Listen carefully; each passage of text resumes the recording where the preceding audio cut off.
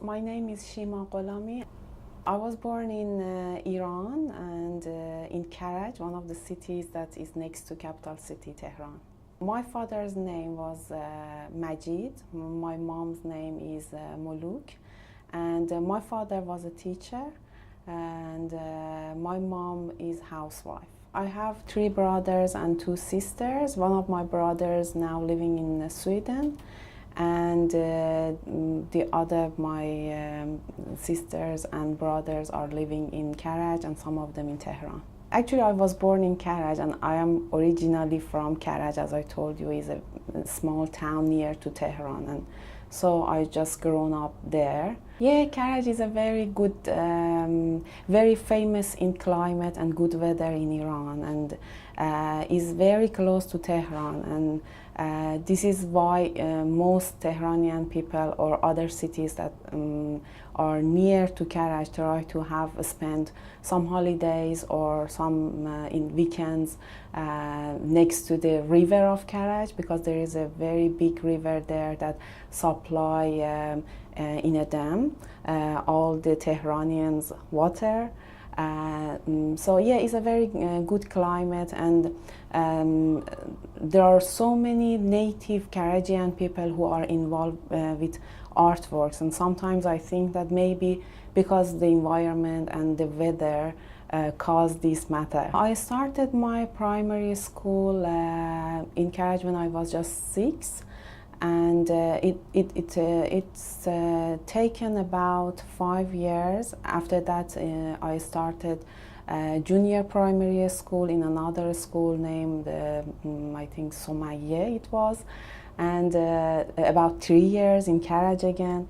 And then I started my high school in science, that because we need to start high school to choose a subject or course to continue the studies.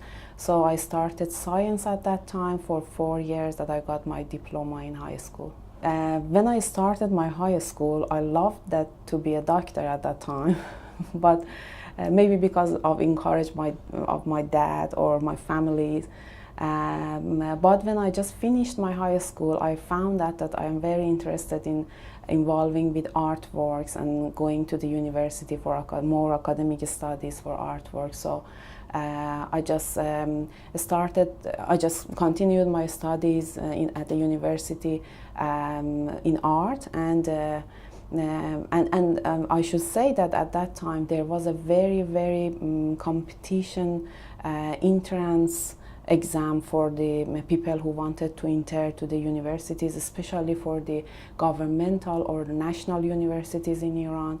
So it was very challengeable for students at that time to, and still is in Iran, but luckily nowadays there are more private universities, that like Azad University, that people can go and continue studies. And yeah, I just, before that I accepted in the entrance exam. I passed a very, and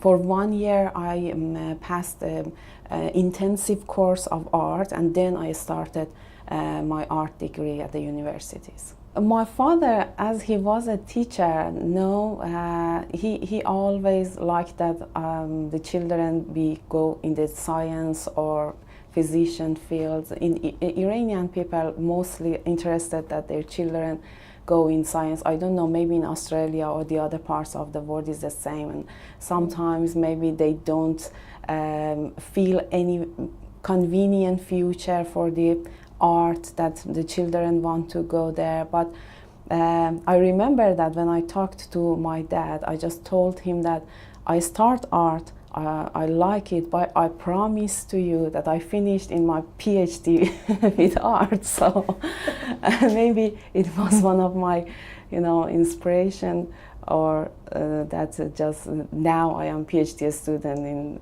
Adelaide. My first art degree, it was the 2 years diploma in art, that I could be accepted in the Heritage Organization University in Iran, Iranian Heritage Organization University. and it was very high quality, good university at that time, and a very good place in Tehran, in Niavaran, in north of Tehran, and with very beautiful gardens and parks, and yeah, it was very interesting. And I remember that I could be accepted in two courses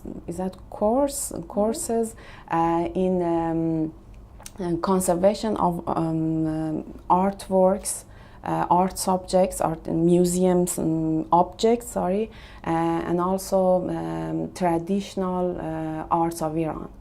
And I've chosen, choose the traditional Iranian artworks at that time. We had lots of workshops, very, very intensive and broad workshops at that university. And yes, I started art crafts there, and it was very useful, I can say. And after that, I just, when I finished that 2 years, I again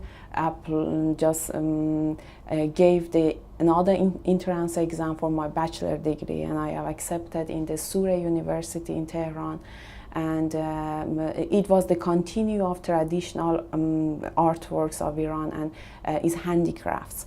And it was again theoretically and also handmade and working in the workshops, and we done lots of in all categories of the Iranian handicrafts. It was the handicrafts of Iran. So there are a broad category of handicrafts of Iran. What the main ones is inlay works, wood inlay works, painting, rug weaving, miniatures, and a kind of carving on the metals, metal works, tile works, and potteries, and these sort of things. Then I started work in the Golestan Palace Museum and as a guide museum then.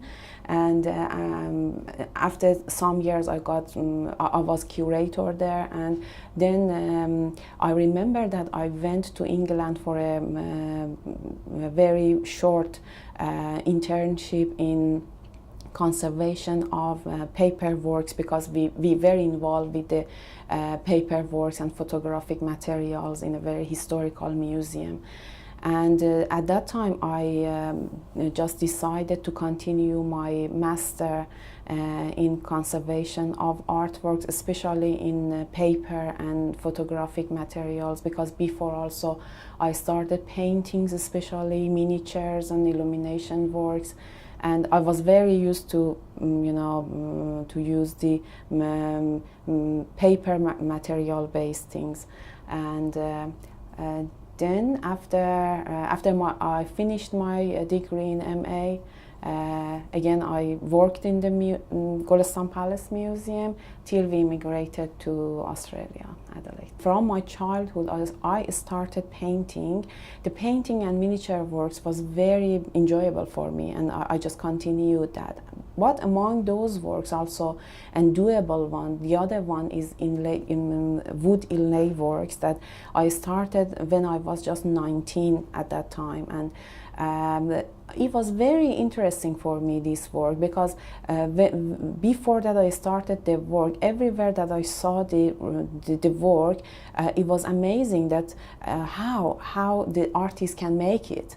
But when I started, I find it very good, very interesting process. So yeah, I involved with this work as well. When I was very young, maybe from 5, I did very good painting and very creative in paintings. But when I grown up, I felt that I'm very interested in doing miniature paintings. I don't know why, but maybe because it was very tiny, very delicate colors, and it was very enjoyable. And also because I always had a kind of passion to the Iranian cultural things, and these elements just was very valuable for me always.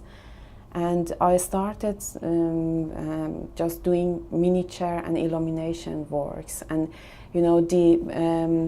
making the colors, those colors, finding out how, for example, the ancient people use these kind of colors, how they make from, for example, the colorful stones. It was very interesting for me that all the things was the thing that just make me interested to start this work. Recently, I noticed that people just bring the innovation and creation. That's in some places is very good, but I think the cultural materials always have carry some kind of history or something that we need to learn about it. And for example, about Iranian paintings, we need to know the history of the Iranian paintings. We need to know that how artist people just did before us this hard labor, and how to understand the colors, how to obtain, and how this work was valuable for them. What is the story behind it? And yes, so I always try to find out, and I'm very influenced of this matter. Yeah, all my uncle and my cousins, my brother, my sister, all people around me always were interested and were involved with a kind of artworks. Some of them play musical instruments, some of them just paint, some of them not just paint, more than paint, and some of them just maybe composes poems. And yes, I want to say that my environment is full of these artistic styles and artistic elements. And as I remember that, for example, my oldest brother, who is living in Sweden, always play the flute and saxophone and what's that, wind instruments. It's that wind instruments. And when he was at home before immigration to Sweden, I remember that always he tried to listen to the traditional music of Iran. And so we always, when we were at home, always the traditional music of Iran were in the environment. So yeah, my family were very, I don't know how to say, emotional, or these kind of culture and art, artistic world was inside the family, inside the home. One of the reasons was that maybe because of the situation that it's so hard now in Iran to continue and live there. And but the other reason was that I always wanted to continue my studies, and I always think about English university in an English country. And Australia, we just investigated about Australia, that has a very good weather, very good environment, very good people. So we decided to immigrate to Australia for maybe improving our studies, our lifestyle, our English even. And also the thing that was very important for me and for my husband as well was the future of our child, that can grow up in a free country and enjoy of her life. When I was in Iran, I just started search about the universities throughout the Australia, and because we decided to just came over to Adelaide, I just focused on the Adelaide University, UniSA, and Flinders University. And hopefully at that time, luckily, I could find some contacts in Flinders University, and because I wanted to do a comparative study between Iran and Australia in artworks. And there is also a professor, Iranian professor, that now is my supervisor there. And I thought that because in Iranian field he can be more familiar with the field that I want to work, so I started at Flinders. And yeah, it's very good now. I like it. My focus is about the intellectual property rights of indigenous artworks of Australia and tribal artworks of Iran. And I'm going to explore that how the government responds to this, to the protection of these artworks, and not going into legislation because I'm not a law person, I don't know about them, but in the general view, how government involved with the protection of these artworks in Iran, and compare these two countries, one country from Middle East and one advanced country like Australia, just compare them, why it's happening, and maybe use Australia as a sample for Iran and just comparing why it may happen.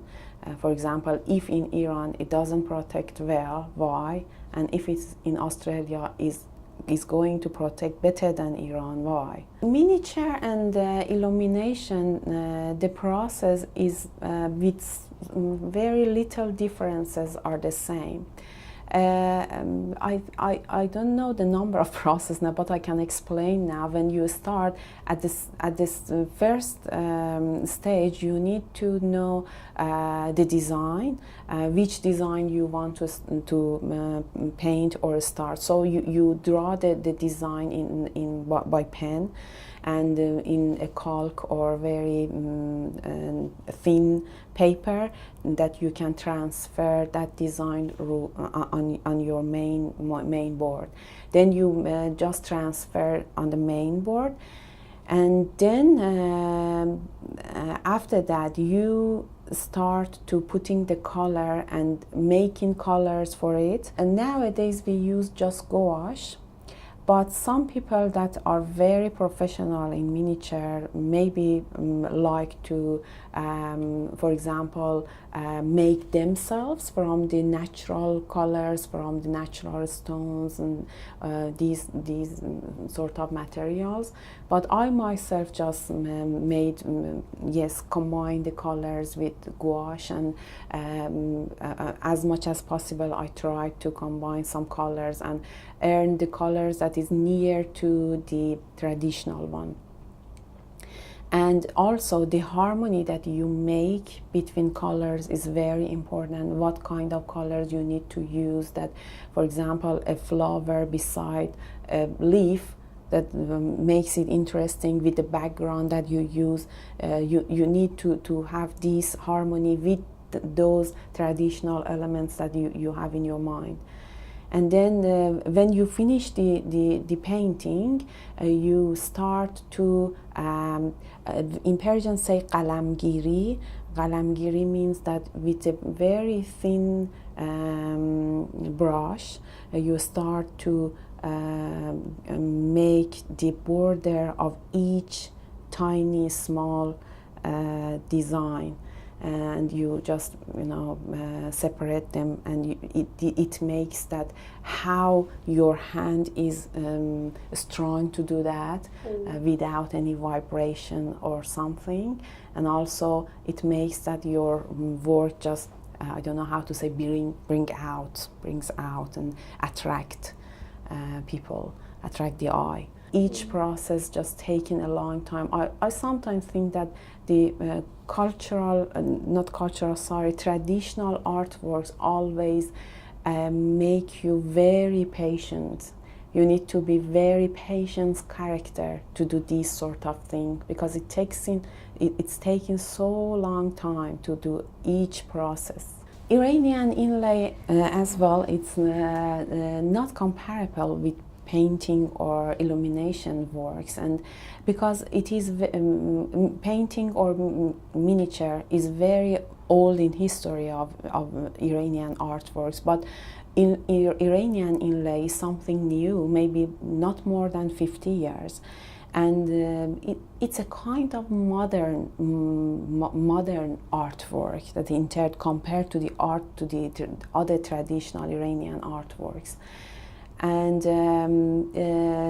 the inlay works is just done with the different colorful woods, and the start again is that choosing your design, and then you can transfer your design directly on your model, or no, you can just print out your design, then stick the design on your wood, and fix your plywood as a model that you have your design on it on a base wood or pine, and then fix not first fix. First you need to cut it in big pieces, then fix the work on your pine, and then you can take each part and sew it in small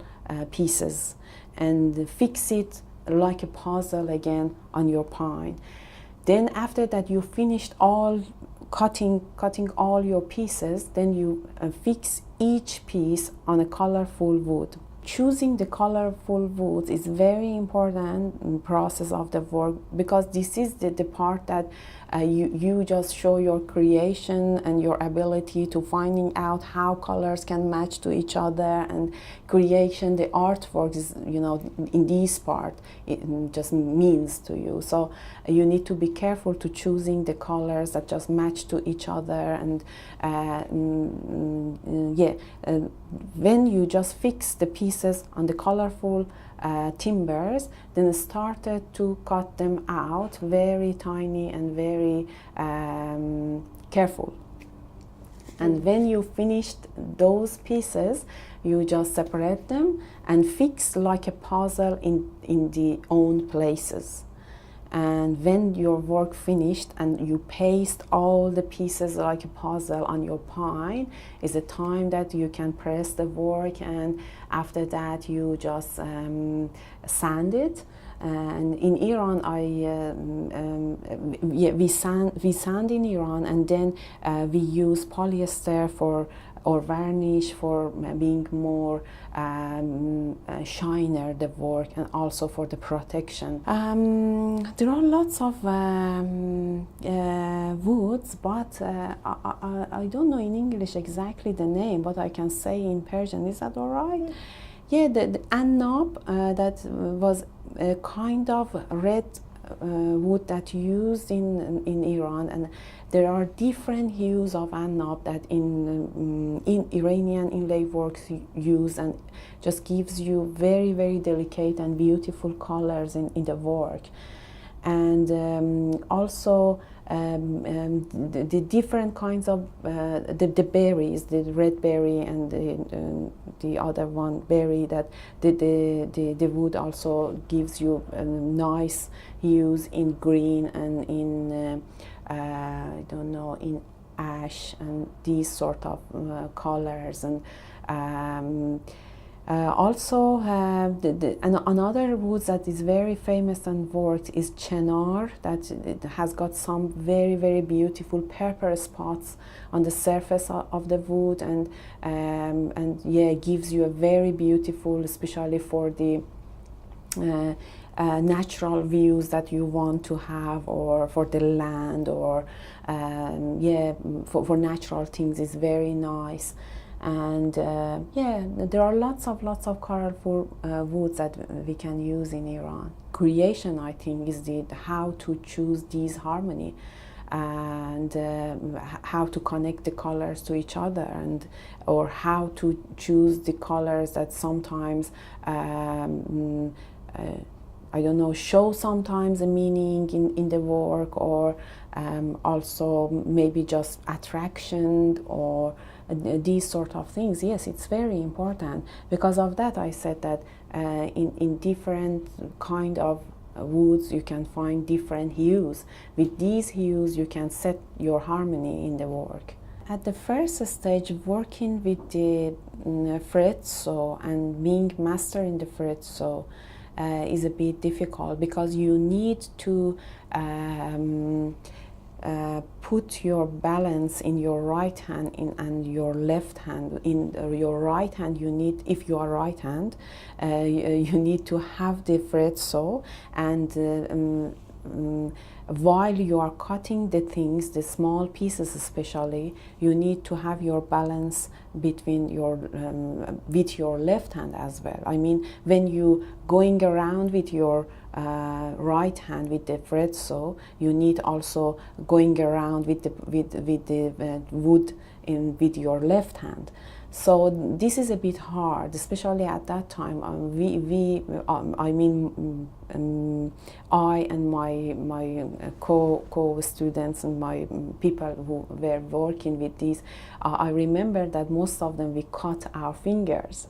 Maybe because the woods are very strong in Iran, or we just forced it so for going in for the woods. But this is very important too, and it's taking time that how you get friend with the saw and with the pieces of wood. You know, because I always also studied and work outside in the museum, I wasn't in the industry, and it was a passion for me, and it was very interesting for me that I could start this artwork in my own room. For example, a corner of my room, I had my table of inlay works, and I had my timbers, and anytime at night after that I had my meal, I just went and started working with this. And I just remember that I started with some small pictures with all my friends and my family members that were around me, because everybody that